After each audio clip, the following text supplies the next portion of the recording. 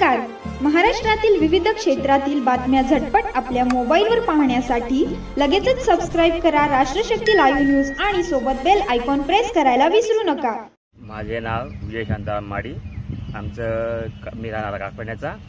आमचं शेत देवबाणी शिवारमध्ये येतं. मुंबई आग्रा हायवेला टच. ते आम्ही भेंडी लावली ती 2 महिन्यापूर्वी. तर तिचं पावसामुळं खूप नुकसान झालेलं आहे आणि आता जमतेव्हा आम्ही फवारे वगैरे करून याला व्यवस्थित केलं. पण पुन्हा परत हे धुक्यानं थंडीमुळे जे आमचे निघायच्या आधी 15-20 कॅरेट आता ते निघत आहे फक्त 5-6 कॅरेट आणि एवढा पाहिजे तेवढा भाव पण नाही भेंडीला.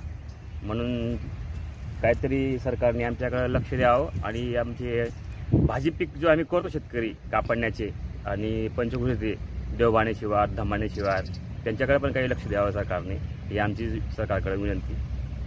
आता ज्यावेळेस आम्ही लागवड केली त्यावेळेस 20-25 रुपये भाव जायचा. आता थंडीमुळे माल कमी झाला आहे म्हणून भाव 30-35 रुपये जातोय आता. तर आम्हाला भाजीपाला याच्यामध्ये फवारणी वगैरे काही परवडत नाही म्हणून या भावामध्ये. तर काहीतरी आम्हाला 40-45च्या अपेक्षित आहे भाव. मजुरांचं पण कसं आहे, मजुरांचं जी मजुरी त्यांना द्यावी लागते, त्यांचं एक दिवसाचे 300 रुपये रोज म्हणून त्यांना द्यावे लागतात. ते आम्हाला किती पैसे येऊ नको येऊ मार्केटचे, पण त्यांची 300 रुपये मजुरी आम्हाला द्यावीच लागते.